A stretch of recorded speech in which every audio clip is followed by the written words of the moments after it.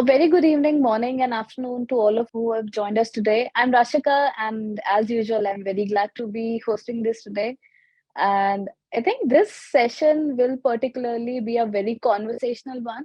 So keep your questions handy, as I already said that, and we'll take it, side by side. Cool.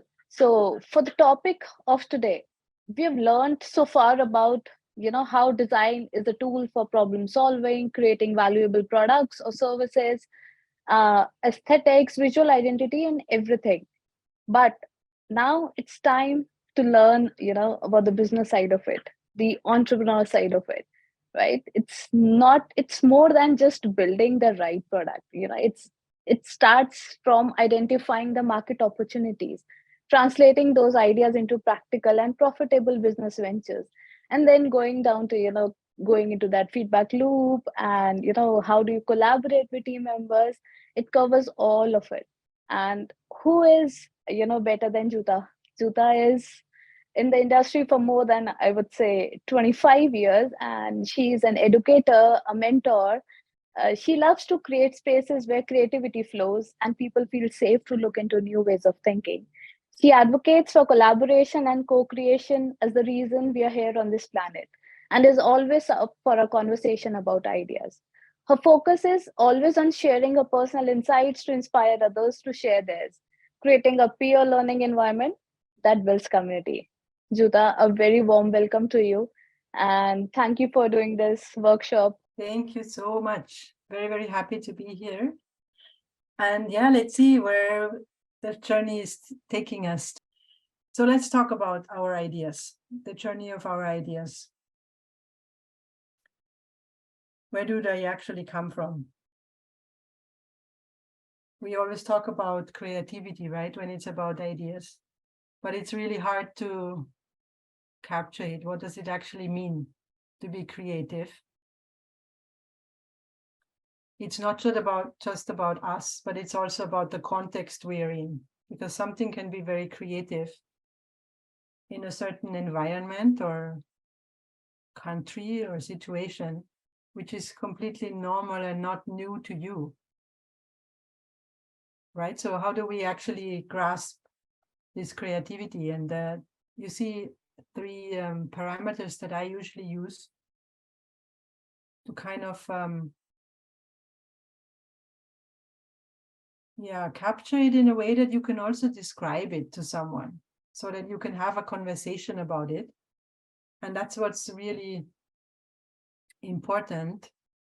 It's all fine, Ricardo. No problem to be late.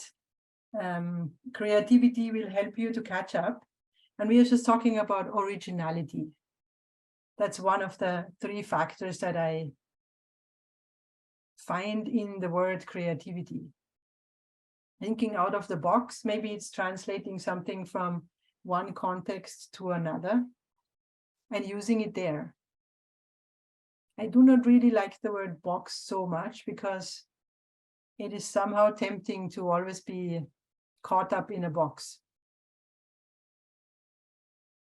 It does help us though, and that's about this thinking capacity that we have to refer to something that is a framework for us. So that's why I think this term, thinking out of the box, has become so popular and used all over the world. The creative power for me is actually this energy that you have that is driving you to criticize and challenge what's the status quo, what's going on right now, and to think of new ways that is improving the result or the situation for everyone involved. That's actually a very important factor for me, that everyone involved is actually benefiting. And then the most creative one I've been told is the positivity that I have listed here, which is very, very important for me because I'm sure you know that it's about not giving up. It's about twisting and adapting and shaping an idea in its development. And sometimes you feel it's a complete failure. You want to throw it away. Well, maybe you can hold on to it for a bit and adapt it some more. Try to think about what it is that's actually making you feel bad when you have to delete it or cancel the whole thing or give up on it or whatever it is to make you let it go. So this positivity is a very important driver. So I would like to spend my time talking to you about these ideas, where they actually come from. And maybe you think now this is very far away from the entrepreneurial side. But the reality is, when you really go into the details, that's where the challenges show up. So I have put this together because I wanted to know actually where these ideas are coming from and when they actually become an idea. So for me, it all starts in our thoughts. And we need to capture these ideas. And I've actually met a lot of people who told me, like, I am not very creative. I don't have ideas. Well, I would like to challenge that. I think every human has ideas. Maybe they're not that obvious to you as the owner of your thoughts and your ideas, but they're definitely there. I think there is like 20,000 thoughts every day, people say, and I'm sure your ideas are hiding in there. So it's really about this capturing our ideas and trying to find out why they are important to us. One really important parameter for me is if you have thoughts that keep on coming back, reappearing thoughts. You maybe have a conversation going with yourself and no, that's not that you're crazy. I think people who are able to have this inner dialogue between you and that other part of you, or maybe there's more parts of you, where you can have this quiet space where this capturing of your ideas is even possible. And I've said something now that is really important when it's about creativity and ideas. It's about being able to stop, being able to be present to what is there, being able to be observative and to question and to maybe take that energy that is there, that is coming with those ideas, and take it into the research. Let me ask people, let me see what's out there. Can I actually put it into words, this idea that keeps coming back to me? And that's where now there's a borderline somewhere.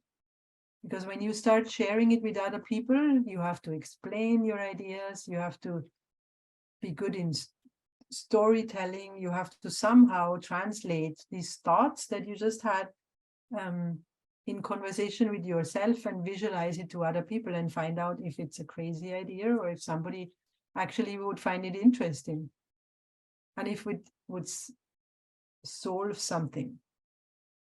Usually, and I've worked with many, many teams in my programs, we always want to solve a challenge, a situation, a problem, something that someone has, usually someone we really care for. There's also other types of ideas, of course, if you are an artist, they may be of a different kind, but I'm actually very sure that they also want to solve something that you have experienced as a challenge, as a problem. So when you are at that stage, your idea is actually being born. It is becoming a reality. If you have to present it the very first time, there will actually be some assets, that presentation that I use, for example, something that captures your idea in words, in images, in maybe something you have already done about it. And you will have to think about, maybe the very first time, about the other people, those skills that you need to make your idea a reality. And that's where I'm coming to the title that my programs have. It's all for me about collaboration and co-creation, which means that, really big ideas. There's also small ideas, of course, but I actually believe that all ideas need other skills, other people to really become alive. And when you're getting into that stage, really thinking about how can this idea now become a reality, you have several things that will happen to you, right? You are presenting, you're talking to people. These people will have their own ideas. They will have their own reasons why they're interested in making your idea a reality. And you can see this now. I'm talking about my idea, your idea. Whose idea actually is it? So when you're realizing that you're finding yourself a team to make the idea a reality, you're actually already on an entrepreneurial journey. And I hope that you will go really deep into this co-creation, that you'll not be able to answer anymore if it was your idea or my idea, but where it really becomes not only deep, but relevant in terms of an entrepreneurial journey, is that you have to really co-create. So how do I describe this the best way? It's not just collaborating in the sense of I am using, I'm bringing in this puzzle and the other person is bringing this puzzle. It's much deeper in a sense that you are building on each other's thoughts, and there is new thoughts coming up that would have not come up without the other person. I think we only know that we have co-created something if we don't know anymore where it's coming from, and it has just shaped itself in the process. I think I'm a little bit addicted to that kind of a feeling, because when you really work with humans who are very open and passionate about this motivation that drives you to make this idea a reality, things are just happening. It's coming together. There is, one piece and another piece, and this little stone that was missing, and then you have to adapt it, and you have to match some values maybe, and you have to think up how this can even work, because of course every person has different working styles, and the resources. How do we actually make all this work? So there's like million questions that basically come up when you actually go into this process. And I'm sure everybody now is thinking about, or I hope that you're thinking about, situations where you've actually been part of a team, where you maybe have experienced something like this, and you have seen the challenges that come out of this, really thinking with all of those levels in another person, or maybe in more than just one person. It is a big challenge, and it's not something that you can just make a tick in the box and say, okay, I'm done with that. It's working now. This is actually an ongoing process that you have to be working on every day. So what has evolved over the years in my programs is that I am taking different approaches, looking at it as a map, because there's always different options, and there's decisions to make. There is questions to answer, and there is frameworks, or let's say a basis, a foundation that you actually want to base your decision on. And this is a map that has evolved in my programs over the last 18 years. You can see 5 perspectives that I've been using when I work with people who want to grow their ideas. And they're represented in the 5 colors. So the big foundation you can see here on the bottom is the stop team. So this is all about what is inside us, what is driving us, what is that connection to the outside world, to the other people that you're working with. So it's a lot of understanding yourself, and through self-reflection and open communication, find that chemistry that you need in a team, actually co-creating that product or service or the combination into something that is valuable out there on the market. And you can see that this foundation is already connected to that market with all its uncertainty and the predictions, and actually we are not knowing what's going on, but eventually what it is that will make us successful is this product market fit of that idea, of that product or service that you are creating, which will be able to determine if people will actually buy that something that you have created from you so that it can keep on going.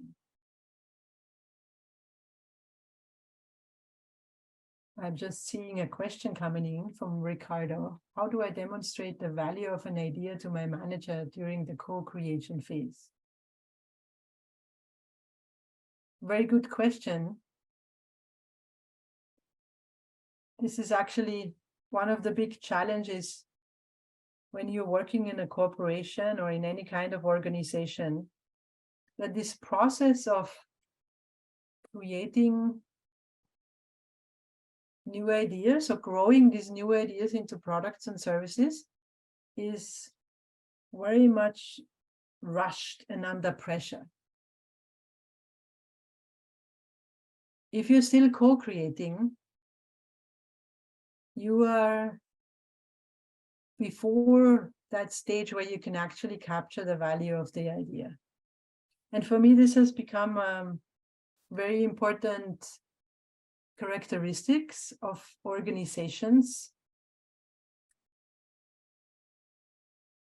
If they know actually this process of growing ideas into products and services, if they know that well, if they know what is actually needed from the viewpoint of human resources, right? And this is the creativity we have, humans have, right? There is no ChatGPT that can come up with new ideas. Machines can come up with ideas that a human has already thought. Yes, of course. And machines can access lots of information in a very fast way, right? But coming up with something that is actually completely new or translated from different contexts, that's still the creativity that we come with. And this needs time. It needs connection. It needs a space where we can play, where we can also fail, where we can just play around with lots of ideas. And that's why this idea here is on top of the foundation of the team, because your ideas are based on the people that are developing this idea. The resources come in when you think about partnerships.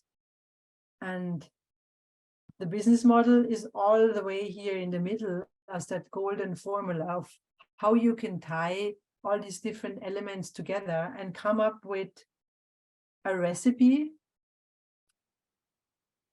that hopefully is an ecosystem where lots of stakeholders have a role in it, and where you can actually design that value that is exchanged in that ecosystem. So to come back to your question, Ricardo, I think this value of an idea changes during the co-creation phase. And it is really important to have enough time to let that happen. What do we do if we have time constraints? Well, we can only do our best in any kind of a time constraint, right? But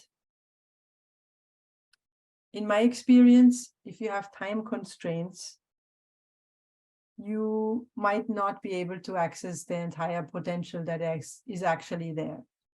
But since we don't know about it, it's not visible to us as well, right? So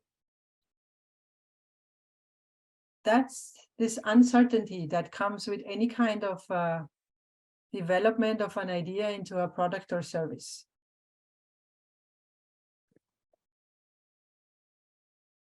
Let me come to a little bit of a different map using the same kind of principles.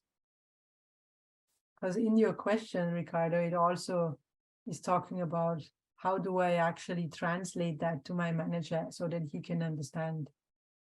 And the core of this question is actually about communication, right? We need to be able to describe our ideas in a way that the value is coming across.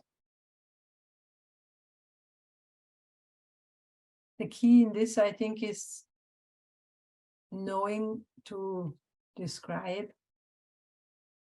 the benefit of that idea that you are growing into a product or service for the people who need that service or that product. Because that's what it is ultimately, right? We are creating something that is going to be used by other people. And if we are able to describe this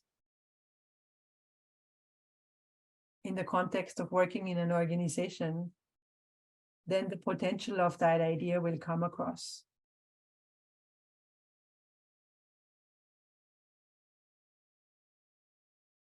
Partnering with other people, working with your team, all of these relationships that we have in this work context needs communication.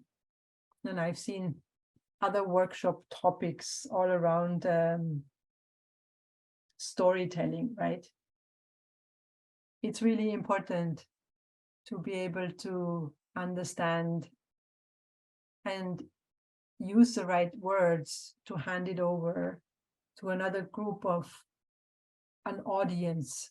Let's capture it this way. And that means that you have to have many different stories ready to explain your idea to different people, because they come from different perspectives as well. So maybe I've opened now a Pandora box with lots and lots of questions around the entrepreneurial use of an idea, which brings us to how do you actually make a decision? Which idea is something to pursue?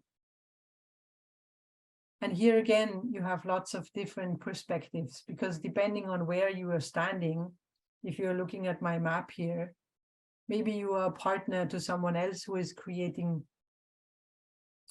a product and service. And then you have a different viewpoint. So the core of all of this is somehow a give and take. We are contributing with our time, with our skills into something.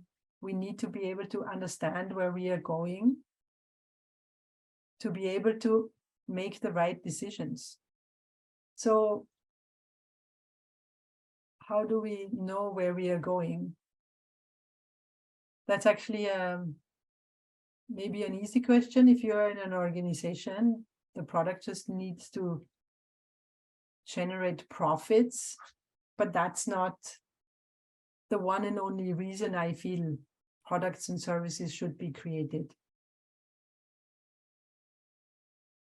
Ultimately, we would like to generate something where people benefit, where we have an impact, where we have a social impact. We have done something that we are proud of. We have contributed something on this planet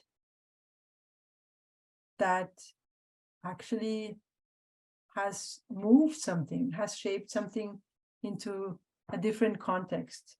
It has helped the target audience. It has helped the people who co-created it with you. It has helped the community that you have created. The movement that you have created. The idea that you have shared has gone around the world, has found other people who valued it just the same as you did. I would like to bring it back now again to the starting point, where your idea starts. I think this is where we have to think about why we are driven to do something. It always starts with the why. Why do you want to create a certain idea into a product or service? Is it your inner drive? Is it coming from the outside? Is it coming from your job requirements? Where is it coming from? It changes a whole lot if you know that very well. And if you can decide for yourself why you are invested in it. I think only if we are invested into what it is we are doing, we will be able to create impact.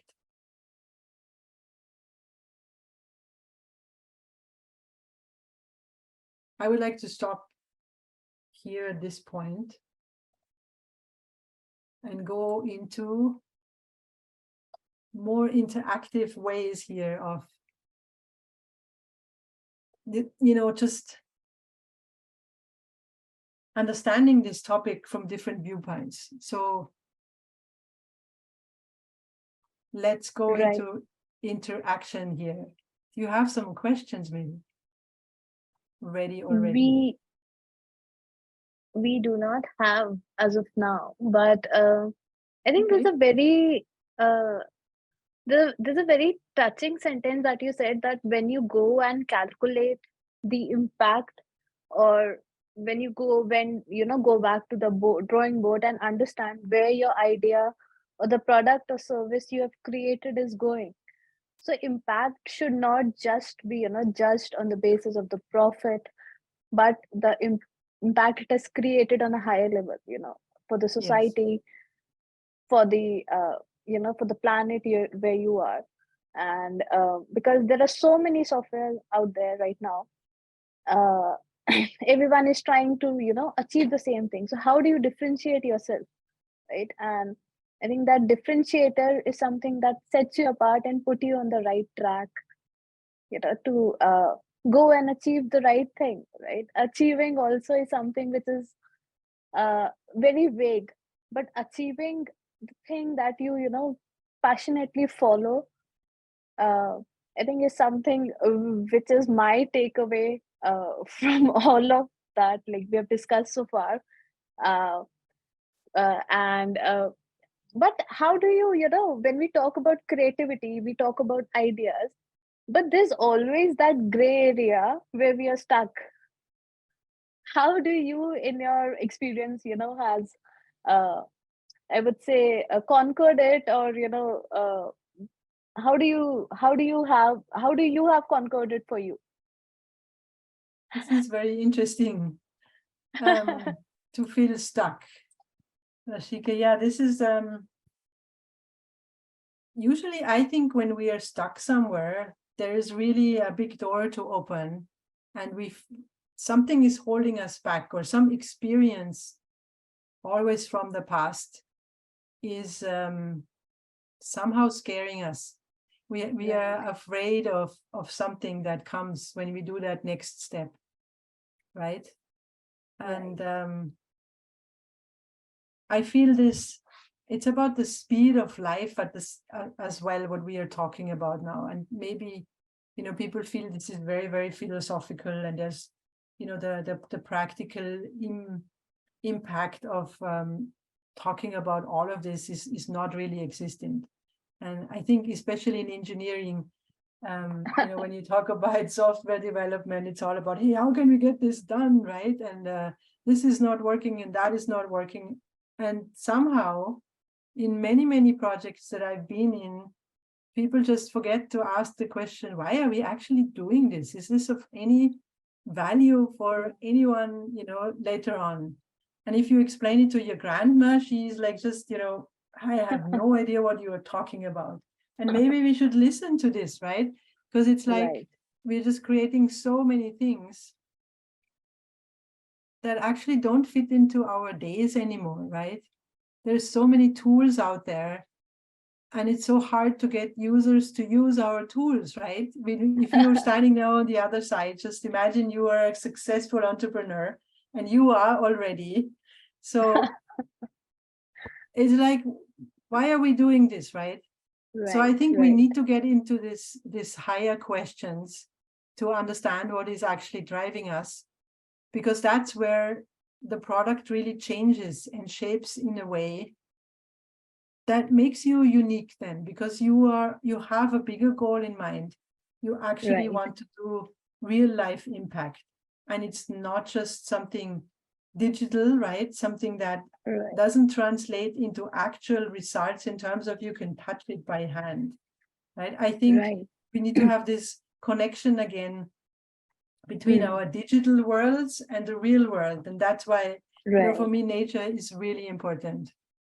Right. Right. And I think there's when we go and study about design thinking as a whole, there's a very famous case study of Airbnb that pops out every now and then. And I think Mhm. that's how they've transformed their product. They were almost on the verge of bankruptcy, and Yes. how they actually, they were on the field and they were going and checking out each and every properties. They were having the same experiences. That's where the change happened for them. No matter if someone says that everything is digital, or it's very philosophical, you have to get to the ground. You have to connect, to the real people. You have to understand. Mhm. You have to live that experience, I would say, to actually build something which they're able to relate to, right? So I think, yeah, and we have some more questions in the chat. Yes.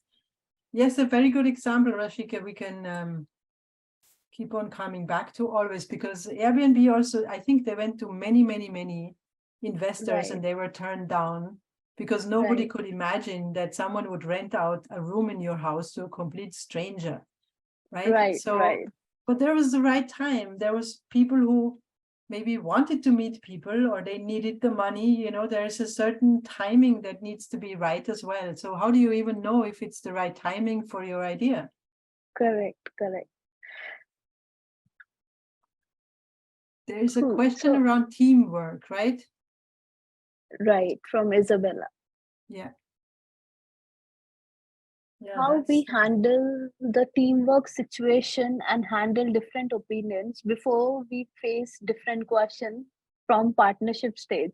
I really like they've already started using the terms you just introduced. yeah, this is the Pandora box, is teamwork, right? Right. Right. And I here I'm noticed that coming. sharing. Yeah, Sorry, sorry. Yeah, go ahead. you were saying some. Yeah. No, No, go I ahead. was just reciting the question.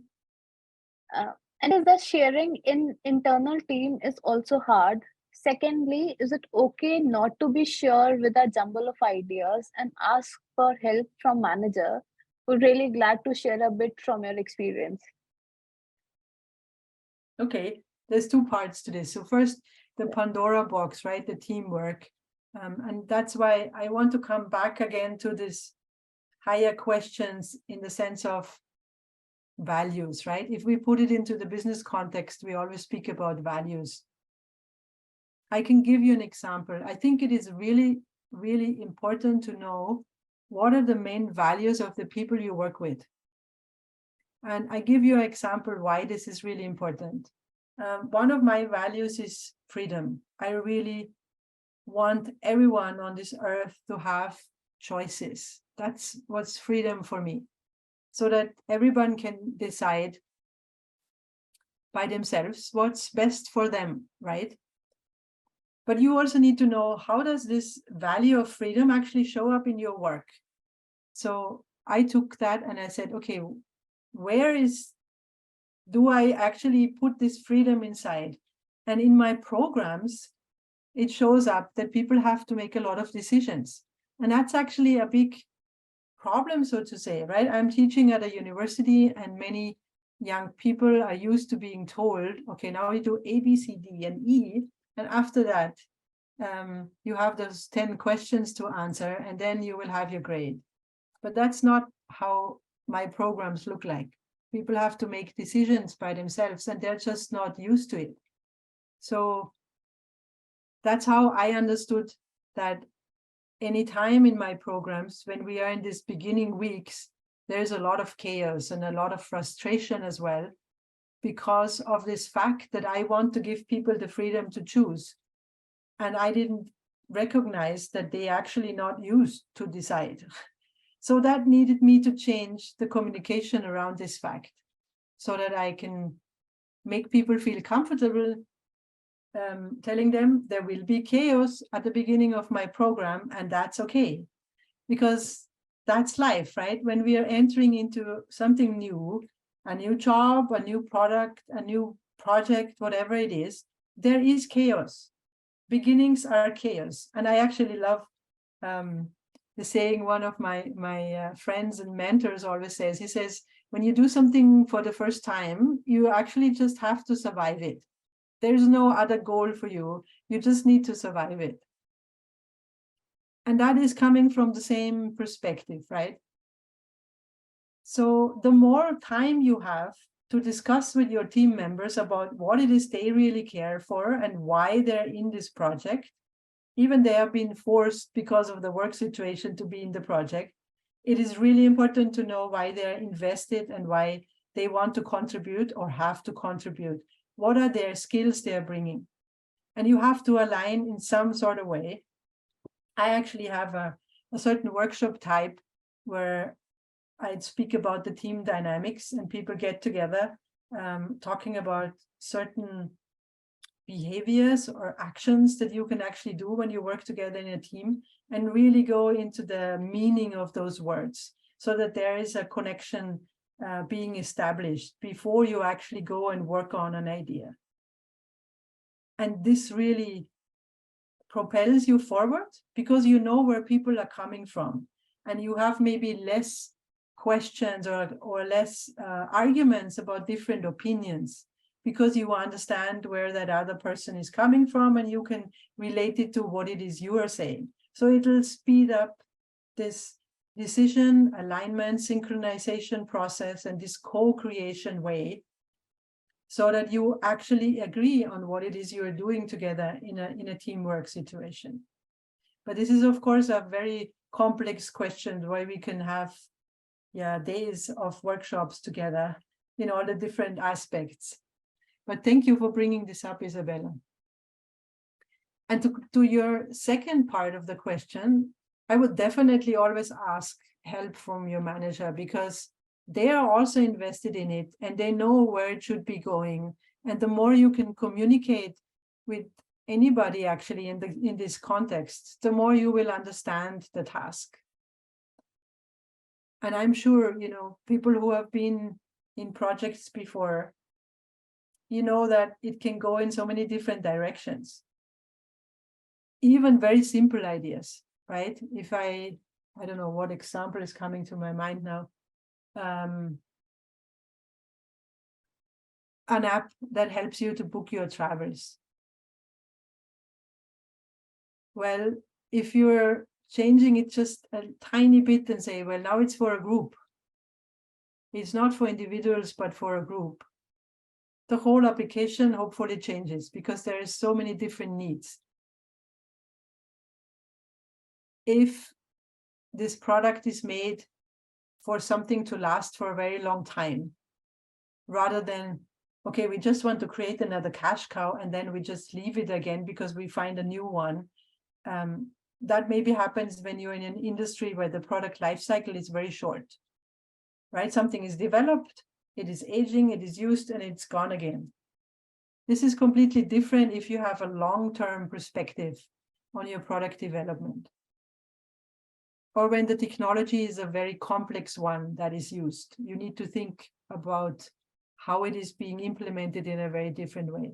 So very tiny, actually, elements could change your approach to how this needs to be developed. So the more questions you ask, I want to really encourage you to ask questions whenever you can. And that is actually for me another element of really a good organization, a good company to work for, if questions are valued, because that's how we progress, right? We need to understand, we need to be able to voice our questions. Of course, there's a way where you can make it maybe easier for your manager to answer a question. And that's all about the way you formulate your questions, right? The perspective you take, the words you choose. It's like an art, I think, actually, learning how to ask questions that people also feel compelled to answer as well. It's also about understanding your audience, right? If you're asking a question to someone, if you're using, I don't know, this very simple example now, if you're using some acronyms again or something that your audience doesn't even understand, you will immediately have some kind of a no connection, basically, right? And that could start to develop maybe even into an argument, right? Maybe the other side is like, why are you using all these acronyms, right? Can you not speak to me in a way that I can understand too, right? So there's also the element of the current emotions that are in that person you are asking, right? Maybe it's not the right time to ask your manager because he's, I don't know, worried about something else. So it's also, always about this space again, where you can have an open communication. Okay, I want to go to Ricardo's statement. I work for a bank and this happens all the time. The journeys are already defined for the designers and I always ask myself, why are we doing this update or improvement? Where is the research that has shown this need? Yes, exactly. I think this is really a personal choice again in what kind of a role you want to work. And I sense, Ricardo, that you would like to have much more input and a bigger understanding about what's happening. I can fully relate to that. To be honest, I cannot work in an organization where everything is cut into small pieces and nobody gets the information about the whole picture. I think those organizations also very much miss out on the potential and the creativity of the people involved. If they don't give you the right background and the research, you are not able to do the job the best way. That's just a fact. And banking is not one of my favorite industries. I think, maybe you can work towards getting into a role where you do get these inputs, because I can fully understand that this is frustrating if we don't know why we are doing certain things that have to be done. Okay, I'm seeing a statement from Fahad. I hope I'm pronouncing the names correctly. Yeah, it's Fahad. Yeah. I'm a beginner and still learning, but thanks for the quote and advice where you said beginning is chaos, meaning we should never give up. Yeah, definitely. We are all learning, and everything you do the first time, you are still learning, right? It's about learning to drive a bicycle the same way, or anything we learn as children. Nobody is perfect. And if someone tells you that they are, don't believe them. That's a red flag. Yes, that's definitely a red flag. And again, Ricardo, please ask. Let's never give up on the people we work with as well, right? Let's keep on asking questions and trying to find out. what is the actual intention behind what it is we are doing. Maybe they are also frustrated, the higher management levels, that there is no questions coming. And maybe an illustration at this point, if you are asking a question, maybe you can make your manager at the next level understand why this answer is important to you. So as a designer or as a developer, you could say, well, I could go these 15 routes. And if you don't give me your why, I don't know which ones to choose. There's different ways I can decide to go. But if I don't know the intentions and the bigger picture of it, I will not be able to create the best solution that I would actually like to create, right?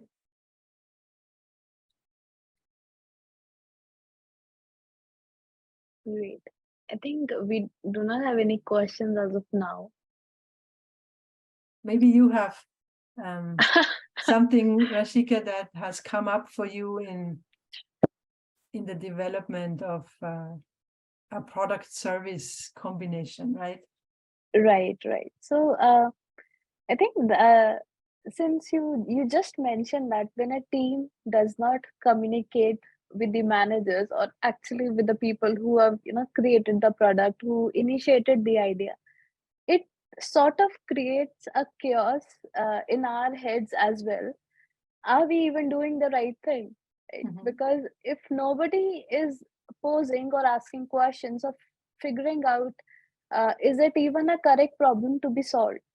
Mm-hmm. It's so that does not lead us to the next feature or the new thing that we should launch in the product as well. Like, does someone really need it, or Mm-hmm. is it like we're just trying to build it because everyone else is doing it?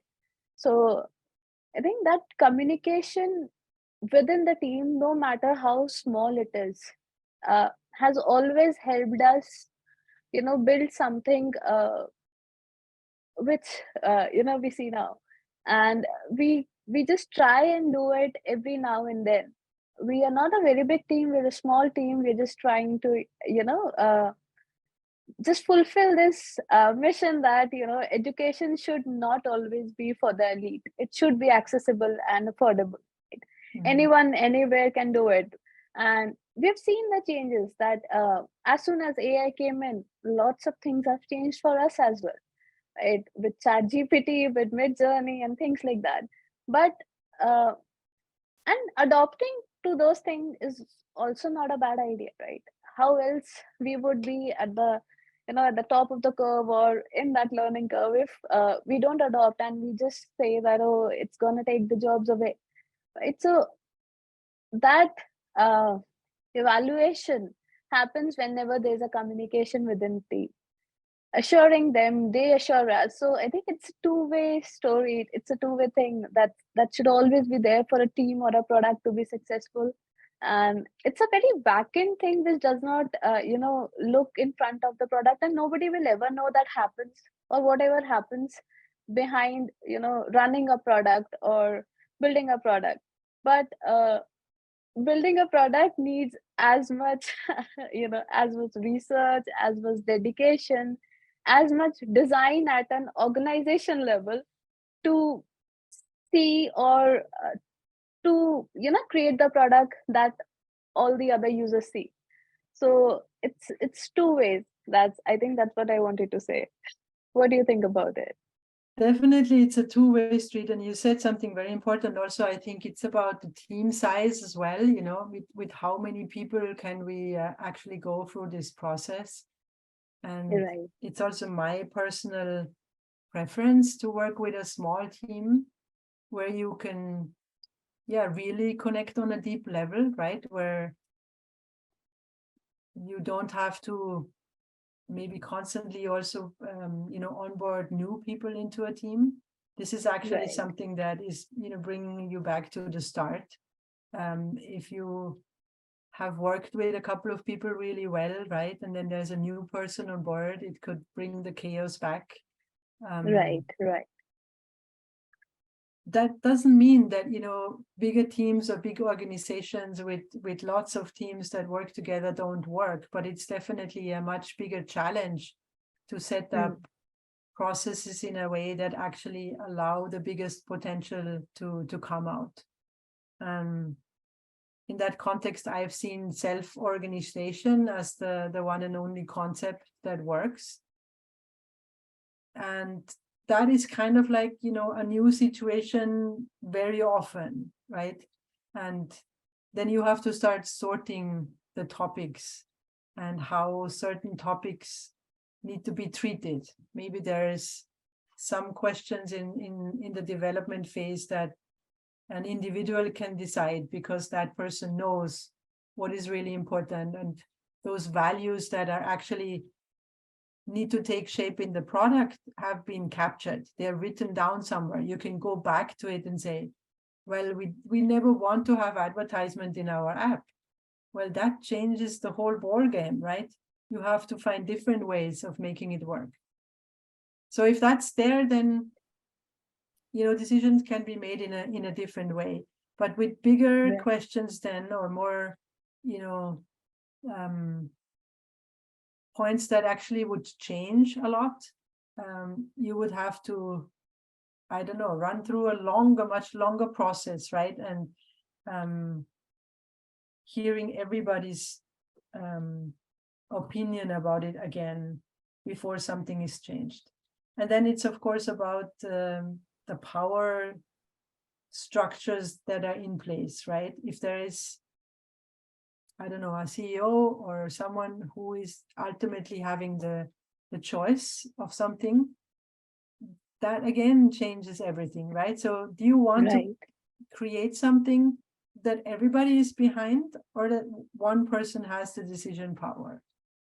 Correct. And Makes sense. for you as a designer, right, working for an organization, you can make a decision for yourself. Do I want to work in this background with these kind of principles in place, or do I rather want to spend my time in a startup, maybe with more risk and I don't know, less salary or whatever it is, but I'm so much happier with my work and with the lifestyle I can have, or I can work in an area I'm passionate about, so it's always a balance, because of course we have to have the resources as well, right?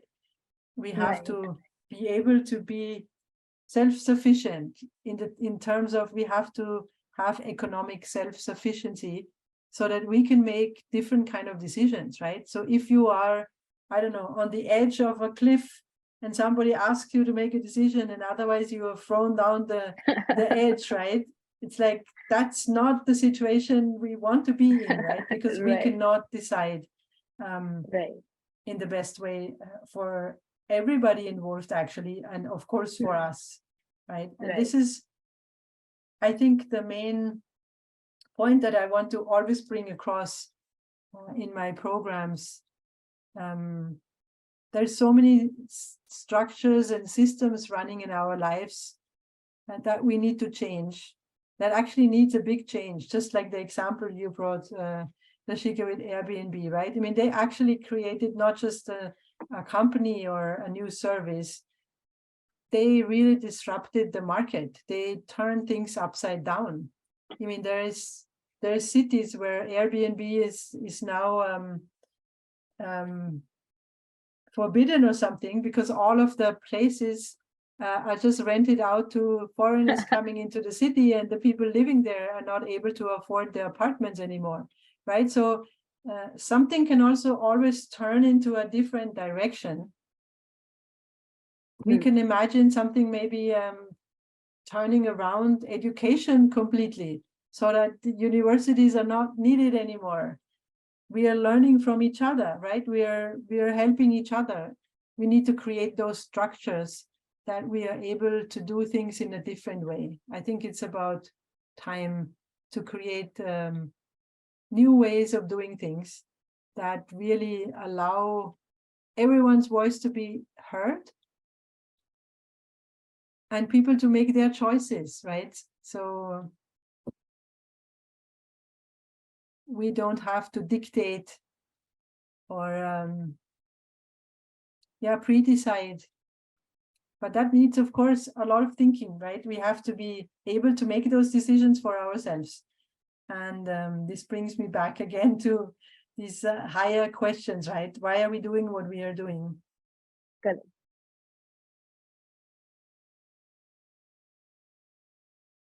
I think I've overwhelmed the audience with very deep questions. No, I think they're listening very carefully.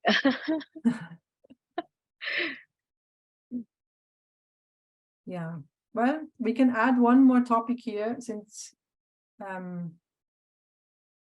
entrepreneurial side of things is also always to be very, serious about failure, about things not working. And I think everybody who has the drive and energy to create something new is actually a hero, because 90% or even more than 90% of new product ideas fail. They never reach the market. So you are working in an area that is high risk for companies and for organizations. And depending on what kind of organization it is, there will be more or less resources to be invested in ideas. And the smart companies, they actually invest in lots of ideas so that they are able to find out those ideas that will help them grow again, because it is creating that economic feedback that is needed, right? So it is a scary thing to create something new, and that's in every idea. So we actually need more people to understand that. So I guess the one takeaway maybe for today is this communication part, right? If we are able to ask questions to our managers, to our team members in a way where we're taking out the emotion that often leads us more into arguments or, frustrations or this chaos with unasked questions, where we maybe don't dare to ask anymore, where we're like, okay, I've given up. I've asked already so many times. I didn't get an answer that really helps me, right? This giving up internally is actually what we need to somehow overcome. We need to find that energy to tackle it again. And I think it's all about this perspective on where we are standing. So maybe we can take this, 2 steps away from our own self and start to analyze it in a different way, from that higher perspective, so that you find different ways of asking questions, and you find that solution that usually is already inside of us, actually, right? When we feel stuck, you asked that before, when we feel stuck, I believe we actually do know what we can do to get unstuck. So I'm more than happy to have conversations with anybody who is feeling stuck, because I'm feeling very confident that through a conversation, through empathy, through, learning from each other, from really being curious about this situation you're in, why you feel stuck about it, that we can move that. And maybe this is your brother, your grandma, someone. Just try to communicate what it is you are feeling in a way that this person can understand. I'm really sure that you will be able to move out of that feeling of being stuck. Right. I think it also depends on what part of the process, or whatever we're building, we are. Do we really need to retrospect, or that, okay, we have done this so far, uh, does it need to be optimized further, which will help user gain or the people gain more value out of it? Or do we really have to build something new, as I already stated, right? So it completely depends. If you're also in an early stage where you feel stuck, right, it's still easy to get out of there. But when you have built up a product or a service which has been there for say 4, 5, or 6 years, right? uh, and at that moment when you're stuck, it's a completely different game, because the risk is much higher, right? Of losing something, or building something new, right? So it's a mixed feeling altogether. So I think at that moment, retrospect is something that helps us get out of it. What we have done so far, what has helped us earlier to get out of situations like those that has occurred to us. Uh, and I think that has helped me on an individual level altogether, right? Apart from the professional, but on a personal level, it's important that some days sit alone and retrospect and understand the thoughts that are going in our head, because we don't get time, right? So, and if we don't speak to ourselves, we cannot speak to others. I truly believe in that. So it's great to have an open before having an open communication with someone else. If you don't have an open communication with yourself, you will never be able to the thoughts that you're gonna project will never be clear to the other person as well, right? And that communication won't be ever effective altogether. Very well said. Yes, and I'm very happy to hear this confirmation from your side. And yeah, definitely, it's very important where you're standing, and looking back and how you got to where you stand is Right, definitely the first part. When you're into something already, for some time, you always have people to ask, actually. right, And that's where I am always, any questions from people is like, grow a community. So you can ask the people, right? If you cannot answer the question, ask the people who are using it. And that's, of course, best if you already have an existing relationship, right. where you have that exchange, maybe on a regular basis. They're actually co-creating this with you, and they're your biggest fans, and they will never change to any other solution because they're invested in it. And I think Correct. that's this basis, this ecosystem approach, this community approach, whatever you call it, where it's just nested on a lot of people, right? It's not just you as the lonely hero creating something that might not be needed. Correct. I think I'm gonna change my title to co-creator at ProApp. I am gonna take that away from the conversation we have had so far. That means a lot. That adds a lot of value altogether, right? And makes us feel good about ourselves as well.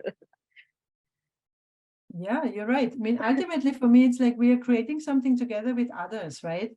Right, Um, right, and when you don't know anymore where was the starting point, and you are just proud of where you have reached, this connection, that's, I think, what we are missing the most of the time, I think, in jobs, if you are in organizations where you're somehow missing that bigger context. We right. want to be connected to other people. I mean, we are still humans, right? um, we it's empty if there is no other people in your game, right? In your day, it's just lonely. It's not how life is supposed to be, I believe. um, Co-creating is I don't know if that's the word, it's that we are really talking about, but yeah, it's one way of expressing those thoughts. It has a meaning. It's a word for us. Yes. How are we doing time-wise? I think we have 15 more minutes. That's okay. Okay. If anyone has any further question, we have Jutta for another 15 minutes. You can Yeah. pour it out here. And I've also shared your LinkedIn profile in the chat. Thank you. If I think they can learn a lot from your journey altogether. So yeah.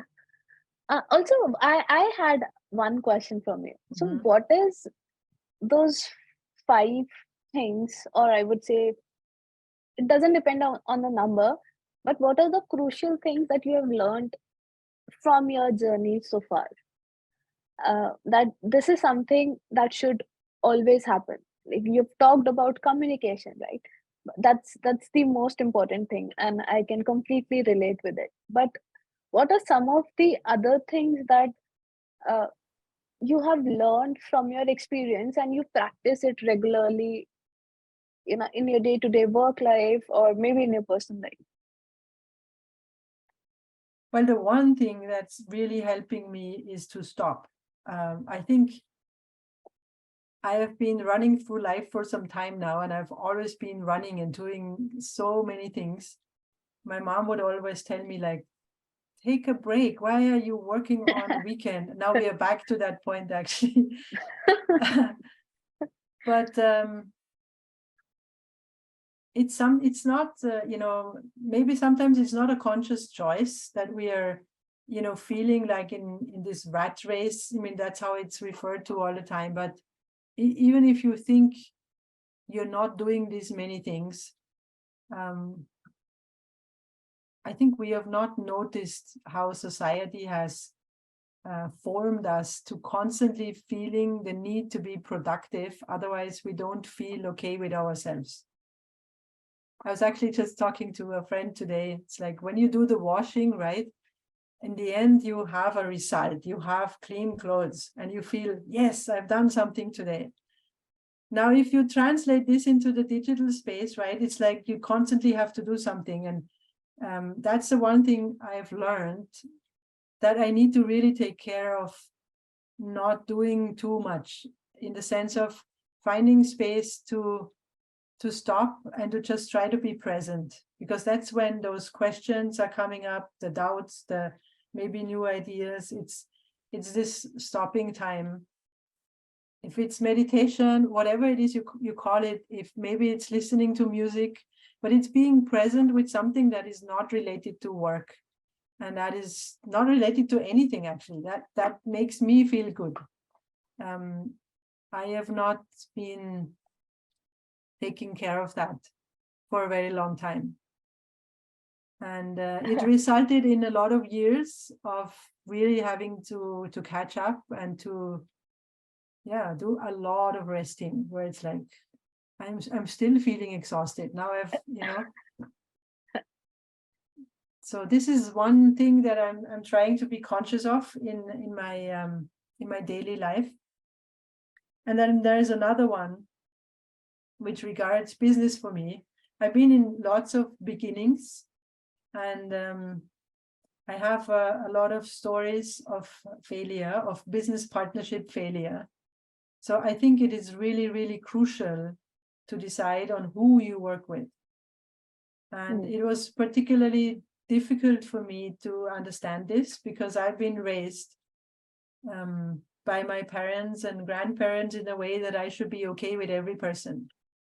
I should be the person giving first and, inviting and all that stuff. Everyone is welcome. I still believe in that, but it doesn't mean that I have to be okay to work with everyone. And there's lots of, different kind of people out there with different values. And it is definitely not a choice to just go for the profit. For me, like, I've started with the impact for a bigger picture. So I really take my time now to decide on who I want to work with. And my decision was at some point that I said, I want to do a pilot project with everybody that I consider to become a business partner.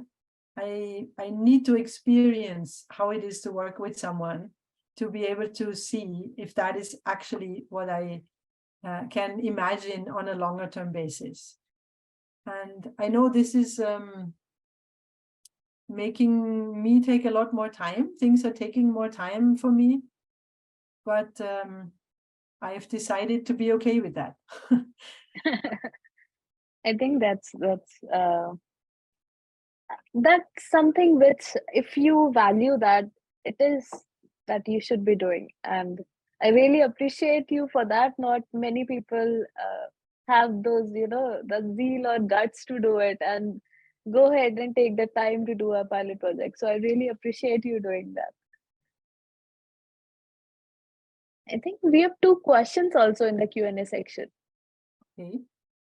by an anonymous attendee. Mm-hmm.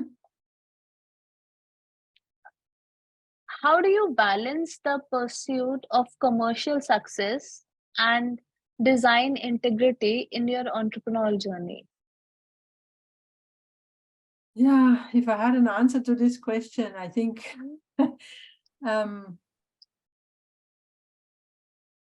it's a constant weighing process. And again, it depends on your situation. If you have enough resources to sustain yourself for some time, you can give it more time to find out how you can reach to that commercial success. And what it is you need to actually do. I would always go with being okay and happy with my values showing up in the way a product is done. And maybe that's okay to have only a smaller commercial success, but this target group or the user group that you have is very happy with it. I think this might be then creating a basis for more that comes after that, right? So I'm always trying to see the bigger picture of whatever the situation is. Sorry. Cool. And could you share a design failure you have experienced in your entrepreneur journey, what you learned from it, and how it has influenced your decisions thereafter? Yeah, I'm sorting the examples that I could use. A design failure.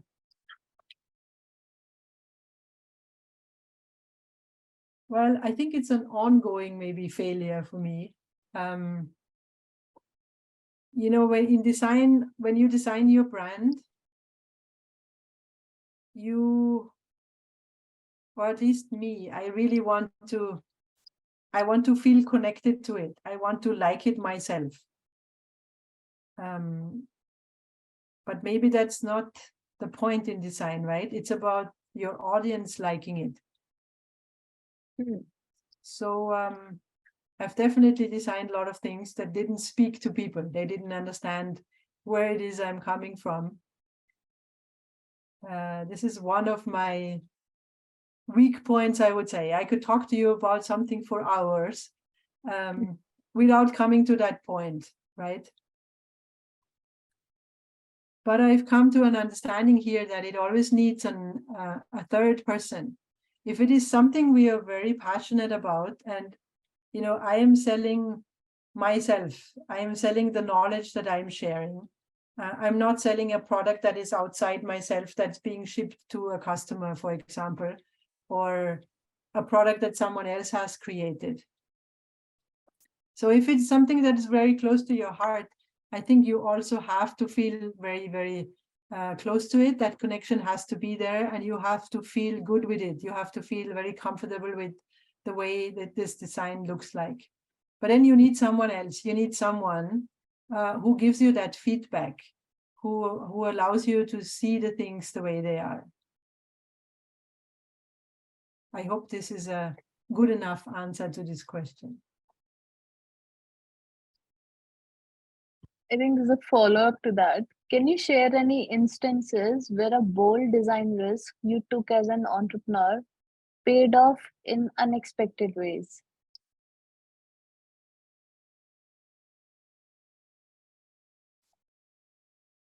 Good question. Well, since we're talking about failure still, I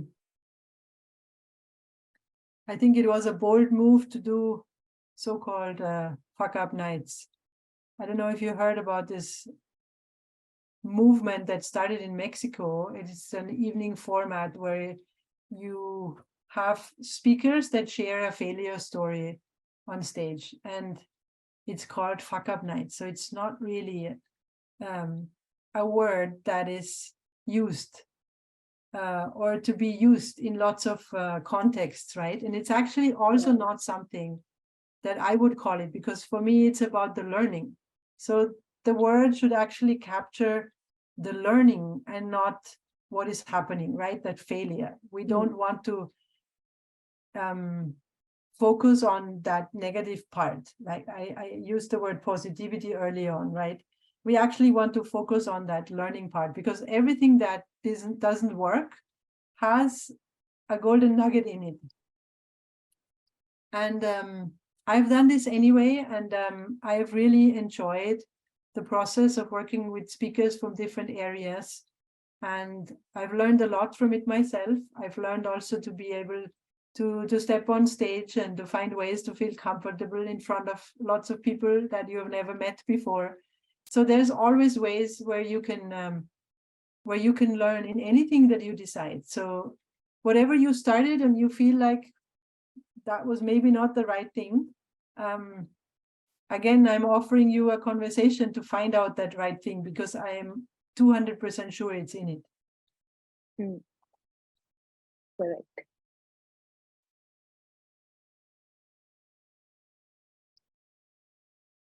Okay. That was very deep questions. Thank you for asking. I think it was one of the most insightful session I've had so far. It made me go into a model of rethinking, and I think that's a good thing. I still have a Sunday before I start again on Monday tomorrow. That allows me some time. Thank you very much. That's a very a compliment that is dear to my heart. This is yeah, what I want to hear. This is what I what I feel very happy about it. There are some doors that opened, and I'm very happy to connect with everybody who wants to as well. Right. And on LinkedIn or whatever way it is. Very happy to support ProApp on its journey. And I think all of you out there, this is the hero community, the designers, the ones that are translating the ideas into something the audience can understand. So feel proud of what it is you are doing. I think it's very, very much needed in this world. no, absolutely right. And the people in the chat is agreeing with you. I think I would vouch for all of them, and I would speak on behalf of all of them that thank you so much for taking out time and doing this. I think all of us took something today that we can definitely go and apply. It was not a session that okay, where someone is coming and just speaking and we're just there, right? It's something in every part of the session that you've covered. There's a takeaway from that, which might apply to puzzle, a block of puzzle in somebody else's puzzle, the missing block. So thank you so much. It was insightful and eye-opening for me as well. It gave me so much context and so much things to think about, and I really love that we had this session today. Thank you so much for doing this. You are a great host, and I enjoyed it very much. Thank you so much. Have a great weekend, everyone. And hey, thank you. Thank you, Ricardo. Thank you, Fahad. Thanks, Ame. Cool. Take care. Bye-bye. Bye. Thank you. Have a great weekend.